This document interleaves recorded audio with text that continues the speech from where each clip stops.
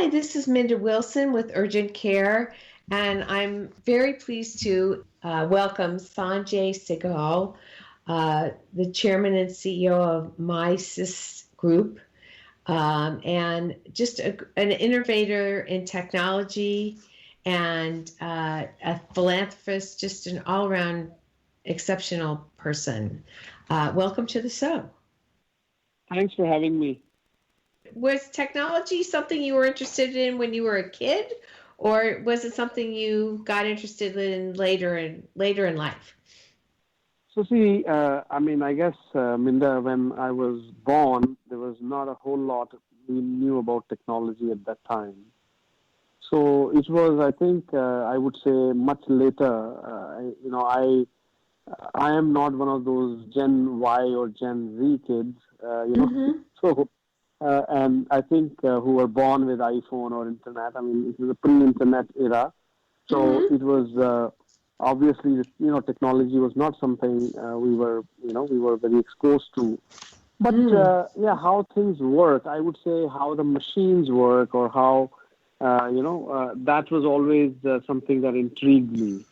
Mm. And so I was to some degree interested in, like when you're kids, you always want to be astronauts, or we want to go in a rocket and go to moon or something. I mean, so I think those kind of things always fascinated me. And then later on, when the opportunity presented itself, I did take a degree in electrical, in engineering, and pursued a career, in computers before I got into entrepreneurship, myself. That's interesting. So my first programming language was Fortran. Mine too, by the way. That is so. That is so interesting to hear that name after so many years. Huh? Fortran, yes. So you started your career sort of like in engineering, and then did you spend what moved you sort of to entrepreneurship? So I think, I worked for, I would say, about 10, 11 years, unlike the kids of these days who are able to get into, startups right away, right after college. Mm-hmm. It was not that prevalent or easier to do during our time. So I worked for, several years. In fact, during that time, I mean, I moved to US. I grew up in India, by the way, and I moved to US right after, I would say, 1 year of my work experience that I worked for a company there. And then through that company, we had done a design. I was into hardware design. So that design was licensed by some US companies in California, and they wanted us to come there and to help them take Mm-hmm. it to market. So I came to help them, and then they wanted me to design some more things for them in hardware and computers, and I did more and more, and then of course, that day and today, I'm still here. So it was 30, almost 28 years ago, actually. And so I think to me, once I was doing things for others, creating new products for others, helping them make a lot of money. So few years down the road, I realized that I think it's about time for me to do the same thing for myself. Mm-hmm. And I must say that I couldn't have chosen a worse time than 2001, when I actually left my job to start my first company myself on my own. And I guess they say ignorance is bliss, if you heard that saying, right? So I didn't really Yeah. know anything about it. So I didn't know. I thought, well, I am such a good designer, such a good business person. I have created millions of dollars for my company. So I would just do the same thing for myself. And I left a very cushy job to start my company, first company. And it was fortunately for me, my first company was started beginning of 2001, and I raised the first round of venture financing on 31st of August 2001. Oh And my I'm sure you goodness. remember what happened in September, right? Yeah. And September, I mean, which was, we all know it was a very sad month for all of us. And I think But I think we hung in there and we continued the journey, and that's what makes you. I mean, I think your character and your persistent tenacity develops through tough times, as they say. So So that it's a was kind of how I started and continued on my journey. Sorry, go ahead, Minda. no. So you're saying it's the grit, really. It's grit that's part of the success, the key to the success. I mean, it's a good products and but it's grit. Hmm? Absolutely. I think it is eventually it is the grit.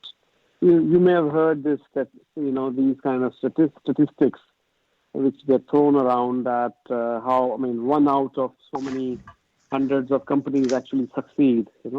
They say, I mean, 20% of the companies see the second year of their life, and out of that, so many companies see the third year of their life. Like that, there's some stat, and I mean, it's really the grit. At the end of the day, any successful venture that can, stay through time. I mean, it comes out of the grit of founders, and it's not just the product.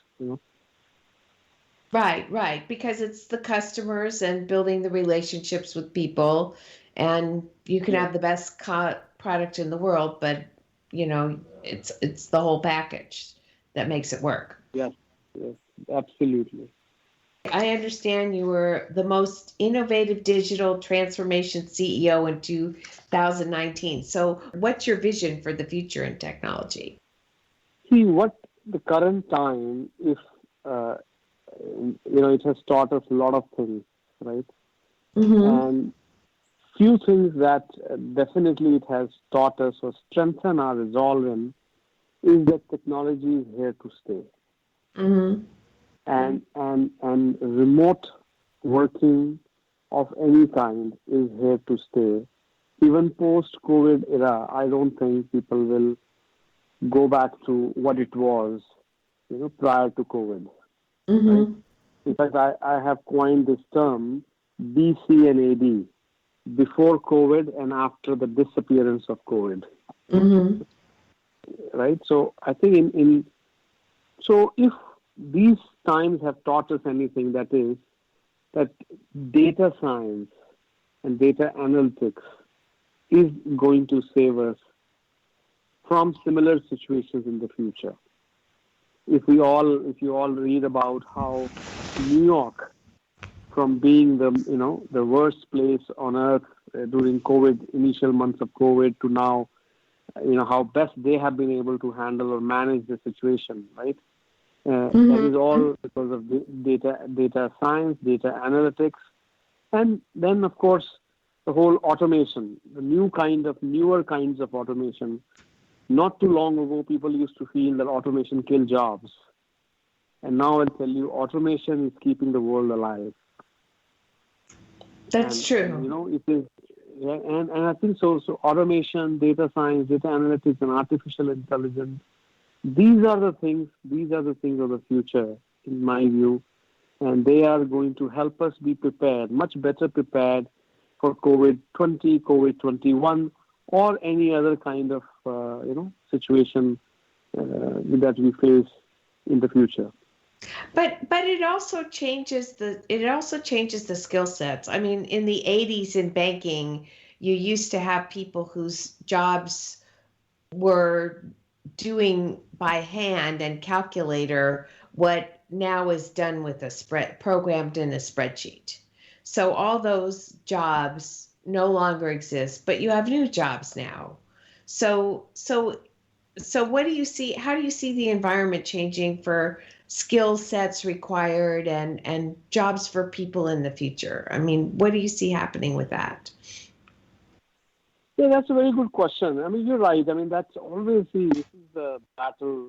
It's not the first time we are fighting this or we are facing this. I mean, the first industrial revolution, right, of 40s and 50s, and I mean, it has always been there. I mean, we keep hearing coal and then solar and then this, and I mean, that's the new versus old. That battle will continue forever. Right? So the way I see it is that, as more and more automation comes in, and when people find that it's not that, whether we use automation or not, but when do we use automation, right? Automation of any kind. I'm talking it's across the board automation. So I think people will find that the older skills. I mean, like I'll give you an example in our field. Like, every time there's a test automation. I mean, every time you write a piece of software, you need to test it thoroughly. And there was a time it was all done manually. People will set up the environment, come up with a test plan, set up the environment, and test it through various combinations and permutations before you release it. And then automation. Now, automation has become so easy that you can write in plain English what you want to test, and it will spit out the code for you to actually run to test it. So even now, in the future, even the programmers may not be needed. You will just think that this is what I want, and code will automatically come from an automated system, and we deploy the code and go on. But then your skill can be used in other things. And what are those? Yes. What are those other things? Like if you're preparing for the future, what should you be looking? What skills should you be looking to develop now? So I think I mentioned, the data analytics. To me is a new field, and it is something that not many people are available in. Not many people have that kind of skill set, and artificial intelligence, and even blockchain. These are some of the new things which will pave the road for or make you future ready. And I think if right now, if anyone has these skills, even if they don't have much experience, they get hired right away. Right. Because it is needed. Data analytics and data science is needed not only by software companies. It is needed by hospitals. It's needed by banks. It's needed by hedge funds.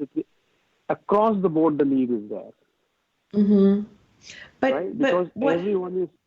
Yeah. Go ahead. Yeah. Go ahead. But not everyone has the skill to be an engineer or a data scientist. So what are some of the other things you could see people learning or acquiring skills that could be valuable in this sort of rapidly changing environment? I would say a very good question. I mean, you see, I'm an entrepreneur. So one skill which is always in demand is being able to look at a problem and find a solution. That's at a higher level. That's how I define entrepreneurship. Right? I'll give you an idea that I was talking to my brother who lives in India. And, I don't know how much you know about India, but there are people who are in places like India still not as developed as US. So he had a person who works for my brother and not very educated and all that. And all of a sudden they found in the COVID environment, they were not able to do the regular work that they were doing before COVID came. But that person knew how to do. The person knew had good tailoring skills, right? So that person, my brother encouraged her and financed her.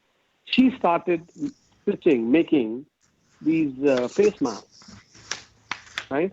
And now, within 4 months, she has set up an industry, a company to start selling designer face masks for, huge amount of money. And I'm just giving you an example. I think, to me, the need for the future, the remote delivery, all of a sudden, you may have heard that Uber, which was, we all know, we all have used Uber or Lyft, and their taxi business or cab business is not doing well, but their delivery business is doing a lot better. And now delivery is not just limited to delivery of restaurant food, but also almost everything that is available in the market, right? So there are a lot of things I would say. I mean, it is a matter of, it's a matter of a smart person looking at a problem and seeing if there is a solution that he can come up with to solve that problem. Now, I think perhaps you are hinting at what kind of skills people who are not entrepreneurial, who are not smart enough, what should they do? Right? Mm-hmm.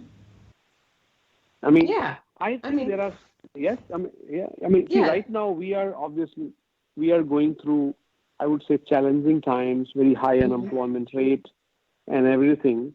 But I think once we come out of this, I personally feel, and we will come out of this situation, we'll come out with a bang. I feel a single important thing that will help economy recover, I term it as human urge. Human urge to, in a way, to spend more, to utilize more services. And that once the situation outside becomes better, the human urge will, bring the economy back, and that will bring a lot of new jobs. The older companies which have gone under will give rise to the newer companies. A lot of new startups will come out. Now, what people can do, people will have to obviously look at, I cannot say that, there will be, I feel, remote delivery of goods is here to stay. And for that, you don't need a whole lot of skill. Right? If you have a car, and right now you see how many packages each one of us orders through Amazon or Walmart or some other company, right? And the packages are delivered not just by FedEx or USPS, but by all kind of private parties, right? And that's just an example. Like that, you will find that every industry, a friend of mine, he just raised $100 million for his business, which does remote delivery of prescription or home delivery of prescription medicine. Now if you see every single thing that we see out there today we consume, we would have basically a business model to get that delivered at your doorsteps. The laundry, you name it.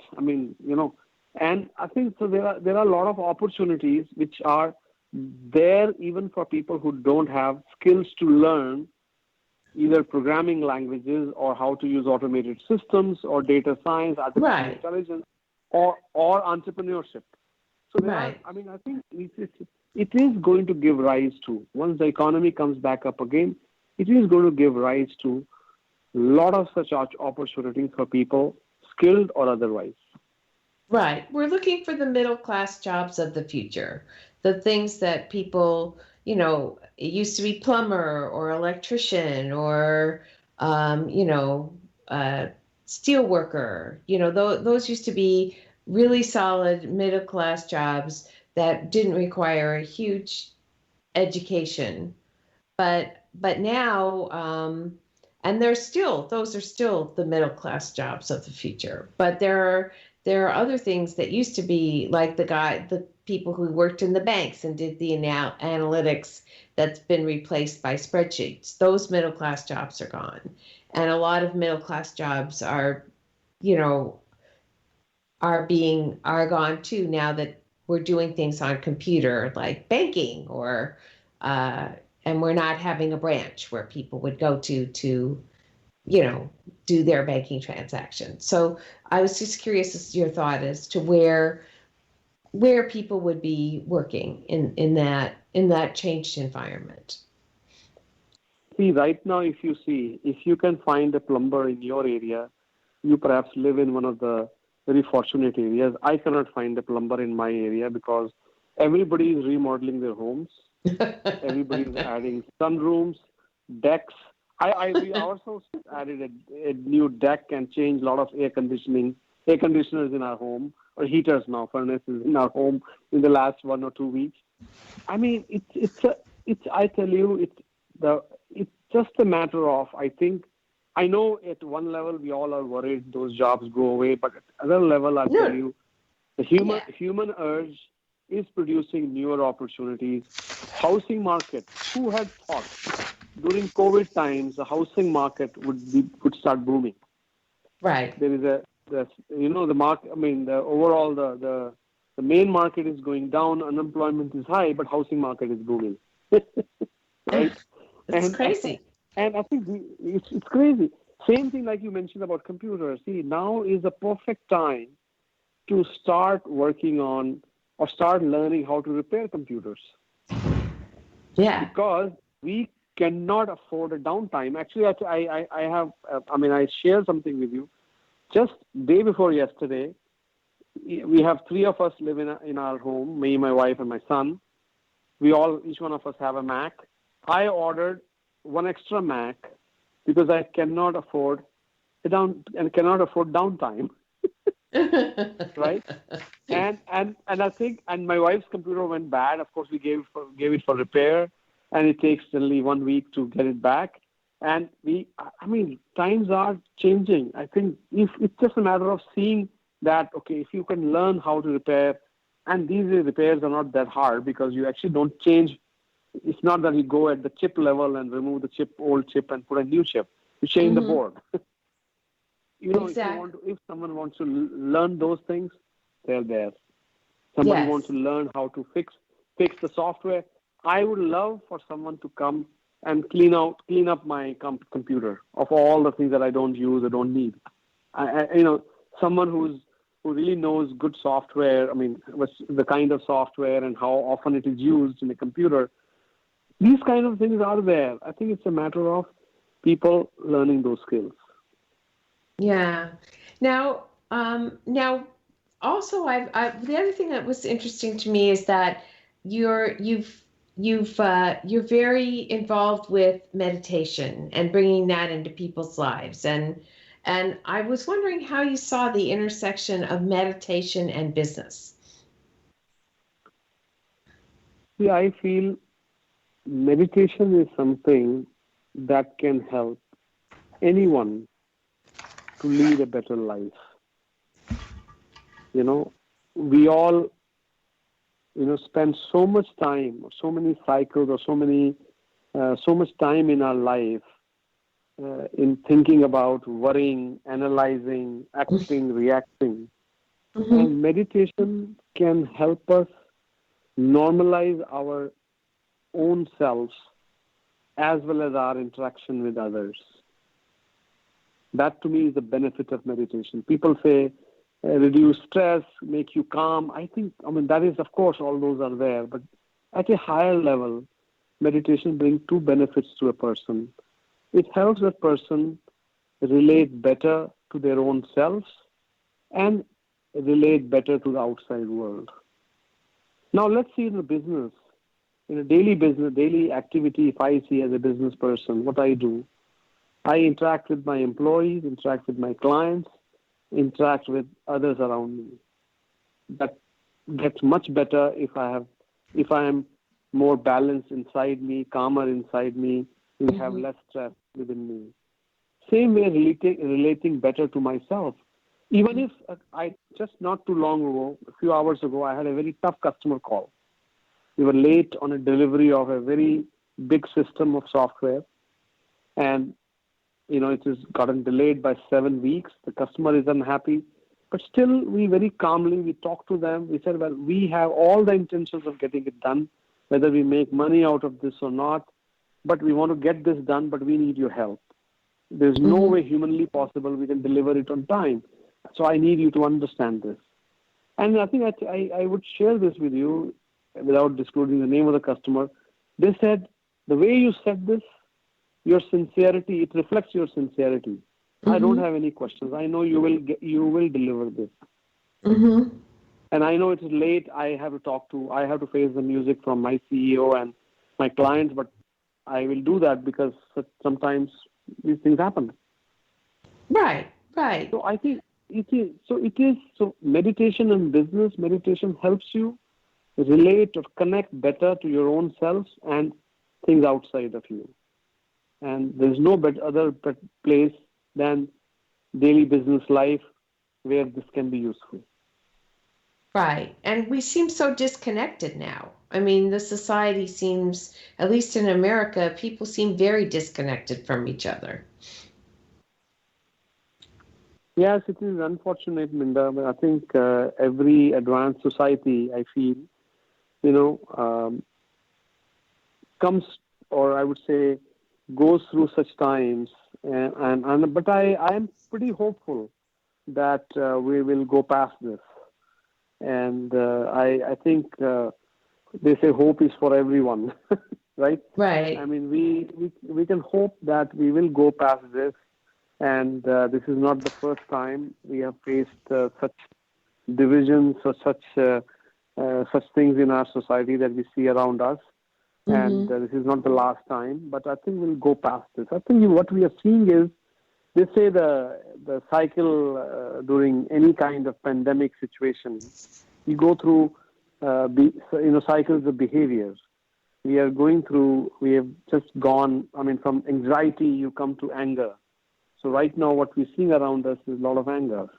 You know, Mm-hmm. and I think we'll go past this eventually, and I am pretty sure people will see goodness or good in each other, and will be, once again the great country that we have always been. Right. I think your point is well taken, though. What I'm hearing you say is that that anxiety, we've been in a time where there's a lot of uncertainty. It's created a certain amount of the anxiety that's resulted from the uncertainty has made people angry. The confinement has made people uncomfortable. So there's a lot of discomfort. But one of the things that you've talked about meditation about is that it's a tool that helps people get comfortable with themselves, and because they're comfortable with themselves, it may help them relate better to the people around them, even though and not necessarily in a way that's hostile, the way people are doing now. Yes, that's absolutely. That is what I absolutely, and I think right now what we are seeing is people expressing their unhappiness with the situation or helplessness with the situation in the form of anger, and I think this will change. This will definitely change, and I hope more and more people take or learn meditation to bring that balance in their lives. It So is how did needed now more than ever. So how does somebody who So, doesn't know anything about it take it up? Where did they get started? see, there are many kinds of meditation techniques, and I think you may have heard of the most popular app that is out there is called Calm app, right? Mm-hmm. There is a Calm app, there is a Headspace. You can, there are many free meditations in each one of these. And at the simplest level, people can download those apps and learn meditation. The kind of meditation I learn, and I also teach as well. And these days, we are teaching everything remotely, through Zoom, Mm-hmm. actually. Wow. And it is called Heartfulness. What I feel, that you heard a lot about mindfulness for a number of years. We have seen mindfulness has been around, and a lot of people practice mindfulness meditation. Mm-hmm. I practice and teach heartfulness because I feel what lies beyond mindfulness is heartfulness. What is missing in our life these days is the qualities of the heart, which is compassion, love, empathy. And more you connect with your heart, more those qualities, more those characteristics grow within you. And it helps you with the benefits that we talked about, connecting to yourself and others better in a lot quicker way. So we have a website, heartfulness.org. People can go there. We have in the United States, we have about 600 trainers, and it is taught free. Every single trainer, like me, has their day job, but they devote their time to help others in the evenings or mornings. to teach this meditation. And you can go there, find the nearest trainer, call them or send them an email.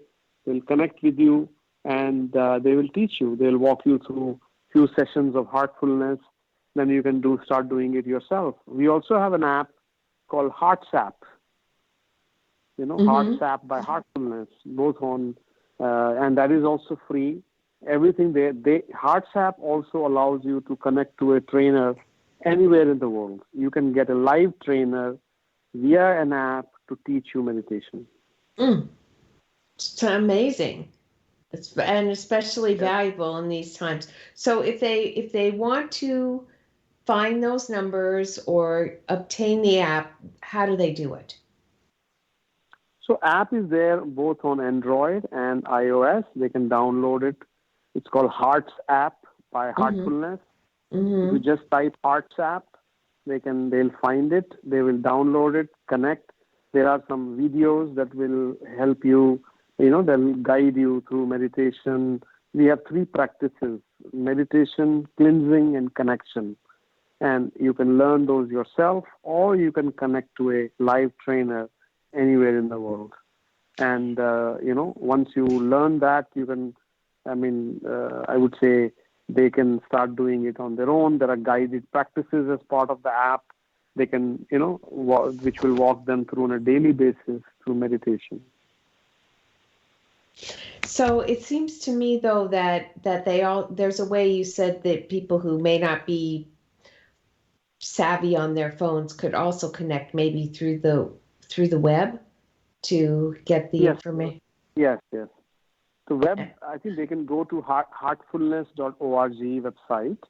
And as soon as they go to the website, in the middle of the website, they'll find how to find the nearest trainer.